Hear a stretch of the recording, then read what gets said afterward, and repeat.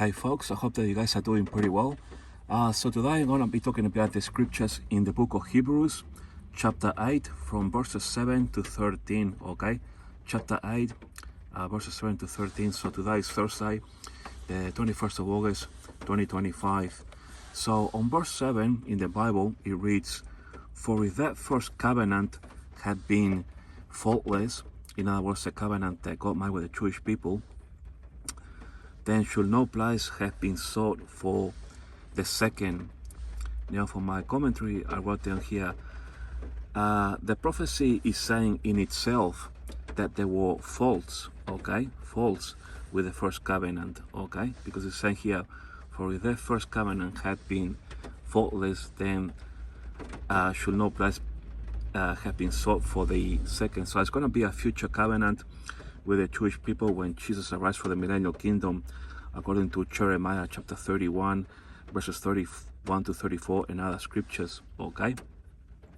So, the prophecy is saying, just to recap in itself, that there were faults with the first covenant. And so the question is, what are the faults with the first covenant, okay? Because he's saying here that there are faults with the first covenant, okay? And there's going to be a new one. So we need to ask the question then, well, what are the faults with the first covenant? Now, point number one, when Jesus arrived for his first advent, almost 2,000 years ago, he was rejected by the Jewish leadership as a Messiah, okay? Like the Pharisees and the Sadducees, okay? And so this in itself has made room for a future covenant with Jesus for the millennial kingdom. The issue with the first covenant is a complex one. It's not an easy one, it's a complex one, and one that Bible scholars need to come to grips with by reading and understanding the book of Galatians chapter 3 and Romans chapter 11, and also the book of Hebrews itself, especially this chapter here, chapter 8 and others. Now, Jesus' first advent was to fulfill the law in order that both Jews and Gentiles are justified by faith and not the works of the law, according to Galatians 3:24. Okay, so this is actually one of the faults, okay, in that Jesus wants both Jews and Gentiles to be justified by faith and not the works of the law. And so this is actually one of the faults, if you like, with the first covenant, okay? That's why Jesus came in the first advent, okay? And so this is why it's important for Bible scholars to read the book of Galatians chapter 3 and also Romans chapter 11, as well as the book of Hebrews, generally speaking, especially, you know, Hebrews chapter 7, 8, and 9, all the way to 11, I would say, you know, to get a good grasp. So just to recap, Jesus' first advent was to fulfill the law in order that both Jews and Gentiles are justified by faith and not the works of the law, according to Galatians 3:24. And so also that the prophecy and a promise given to Abraham as the father of many nations, and that indeed shall all nations be blessed, according to Galatians,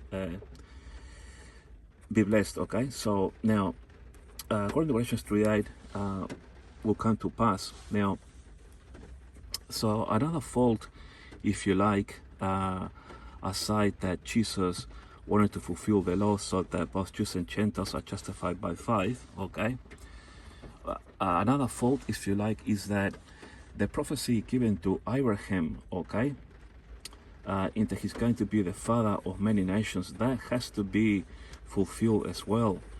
And so that's why this first covenant, you know, it has faults. It has faults, you know. And one of them, of course, is that both Jews and Gentiles have to be justified by faith and not by the law. And also that the prophecy given to Abraham is fulfilled in that he's going to be the father of many nations. And so Jesus needed to come to both Jews and Gentiles, okay, in his first advent, if you like. The covenant under Moses, as for Exodus 24, verses 7 and 8, has not been broken. So Many Bible scholars think that the covenant has been broken because, Jesus went to the cross. No, it hasn't been broken.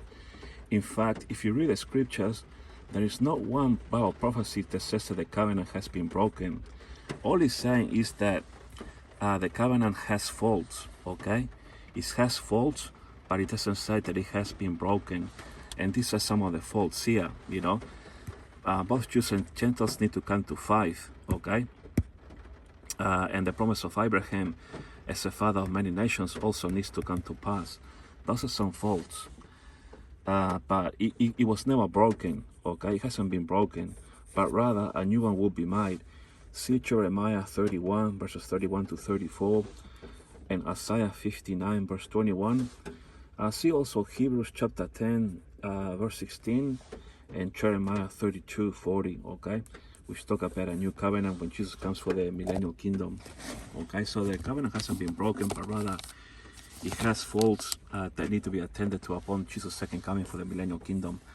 Now, verse 8, for finding fault with them, he said, behold, the days come, saith the Lord, when I will make a new covenant, see, with the house of Israel and with the house of Judah. He can only make this new covenant when he comes back for the millennial kingdom, because Jesus hasn't arrived yet. Now verse 9.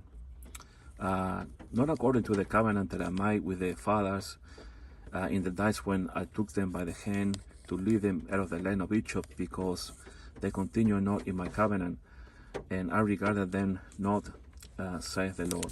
Verse 10 it reads, for this is the covenant that I will make with the house of Israel after those days. See, after those days, meaning after the church age and after the tribulation period, saith the Lord. So in other words, when Jesus comes back for the millennial kingdom, and I will put my laws into their minds and write them in their hearts, and I will be to them a God, and they shall be to me a people. This will happen in the millennial kingdom. Verse 11, and they shall not teach every man his neighbor and every man his brother, saying, know the Lord, for all shall know me, from the least to the greatest.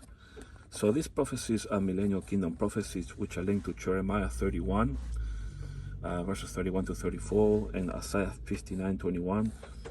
See also Hebrews chapter 10, verse 16, and Jeremiah 32, 40. Okay? Now, verse 12 reads, for I will be merciful to the unrighteousness, and the sins and iniquities will I remember no more. So this is a millennial kingdom prophecy in which Jesus will forgive the sins of Israel, and they are linked to Romans 11:26. So all Israel will be saved, and God will forgive their iniquities. They shall come out of Zion the deliverer, meaning Jesus, and shall turn away ungodliness, meaning that he's going to take away the sins of Israel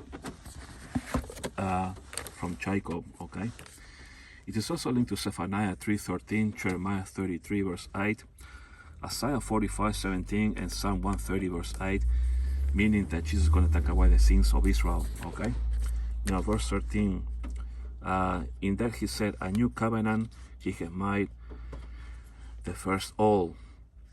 Now that which decayeth and waxes old is ready to vanish away. So when Jesus comes back for the millennial kingdom, the old covenant will vanish away. He's going to make a new one. Commentary. So this is a millennial kingdom prophecy. This prophecy can be linked to Jeremiah 32:40, but especially Isaiah 43, verses 18 and 19. And in Isaiah 43, on verse 18, it reads, remember you not the former things, in other words, the old covenant, neither consider the things of old, in other words, the old covenant. And then on verse 19, it reads, behold, I will do a new thing, the new covenant. Now it shall spring forth. Shall you not know it? I will even make a way in the wilderness and rivers in the desert. So that's it, folks, for this video in Hebrews chapter 8. I just wanted to point out these millennial kingdom prophecies from verses 7 to 13. But I think to take note here is that the covenant has not been broken. There are no scriptures in the Bible that says that the covenant has been broken, rather that it does have faults, okay? Like, all people, both Jews and Gentiles, need to come to faith, because no one will be justified under the law, okay? And also because the promise of Abraham that he's going to be a father of many nations, that prophecy has to come to pass. And so Jesus needed to come to his first advent, to go to the cross, so that, us Jews and Gentiles, if they believe the gospel of salvation, can be saved, okay? And they are no longer justified by the law, but by faith, by believing in the gospel of Jesus, So those are some of the faults, if you like. And so that's why I wanted to do this video, and how these verses from 7 to 13 in Hebrews chapter 8 are actually millennial kingdom prophecies, okay? All right, folks, thanks for watching, and I'll talk to you all later.